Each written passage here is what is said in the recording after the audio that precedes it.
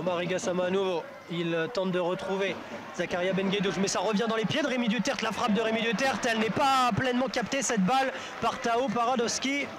Antoine Mille, c'est le deuxième corner pour les Castelroussins. Ce ballon qui traîne mais qui passe juste à côté de la cage de Tao Paradowski. Hamza Sbahi le perd lui et récupéré par Adama Mbengue. Et Landry Nomel, il a de l'espace. Landry Nomel, il l'avait manqué tout à l'heure une première fois. Il a une deuxième occasion et un bon ballon désormais pour Zakaria Benguedouche qui vient buter sur Tao Paradowski. C'est probablement l'occasion la plus franche de cette première période.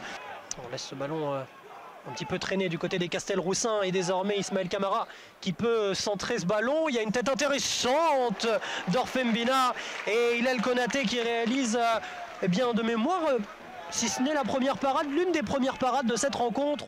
Sans problème pour Hillel Konaté qui était sur la trajectoire et qui n'a eu que très peu d'efforts à effectuer, si ce n'est à capter ce ballon. Fin de la première mi-temps ici entre la Berrichonne de Châteauroux et le Nîmes Olympique. Bonne opération, hein, Dijon qui est actuellement 4e, Villefranche qui a 25 points. Et la première occasion peut-être intéressante pour les joueurs de Nîmes avec ce ballon frappé. Oh, le poteau de ce ballon frappé par Freddy Mbemba. Contrôle d'Orfembina, attention à ce ballon qui traîne et désormais Jonathan Mexique, pourquoi pas lui pour trouver la solution avec Hillel Konaté finalement qui dégage ce ballon. Capo Silva, je vous disais, il avait été auteur d'un très beau but lors de la dernière journée. Et la bonne construction des Castelroussins désormais avec Tiemoko Diarra qui a récupéré ce ballon. Tiemoko Diarra qui va pouvoir frapper. L'arrêt de Tao Paradowski.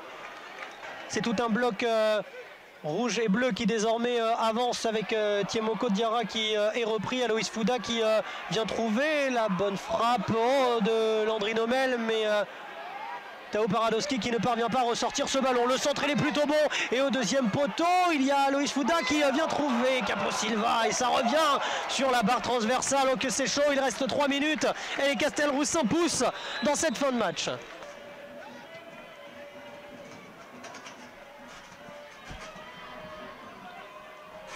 Rémi Duterte désormais. Rémi Duterte, qu'est-ce que je vous raconte? C'est un ballon intéressant, c'est un contre son camp. C'est un contre son camp. Et c'est Axel Toumain qui vient de rentrer en jeu, qui a bien voulu centrer ce ballon, mais finalement l'a vu rentrer peut-être contre son camp. On va revivre un petit peu tout ça, mais en tout cas c'est un but d'Axel Toumain. Il vient de rentrer, c'était son premier ballon. Il vient marquer à 2 minutes de la fin.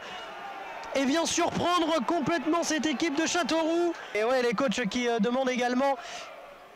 Allez, pourquoi pas une dernière occasion. Capo Silva, il ne parvient pas à se retourner. Le ballon qui traîne. Et pourquoi pas Tiemoko Diarra.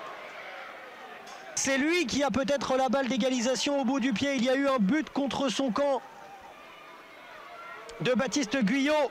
Il a désormais l'opportunité, Antoine Mille, de permettre à Châteauroux de revenir à égalité. Le coup franc frappé par Antoine Mille, c'était bien frappé, cadré et repoussé par Tao Paradowski. Ça risque d'être terminé si les Castelroussins ne parviennent pas à reprendre et aller au bout de cette action. Le centre de Tiemoko Diarra, il est bien joué. Oh, la barre transversale et ça revient peut-être en détonnant. C'est dégagé définitivement. Et Antoine Mille vient venir tirer ce corner pour peut-être permettre l'égalisation des Castelroussins. Antoine Mille s'est dégagé par Nîmes qui va s'imposer. Quelle fin de match qu'on vient de vivre. Et le public Castelroussin forcément qui n'est absolument pas satisfait de ce résultat. Mais la victoire est bien nîmoise, 1-0 pour cette 21e journée de National.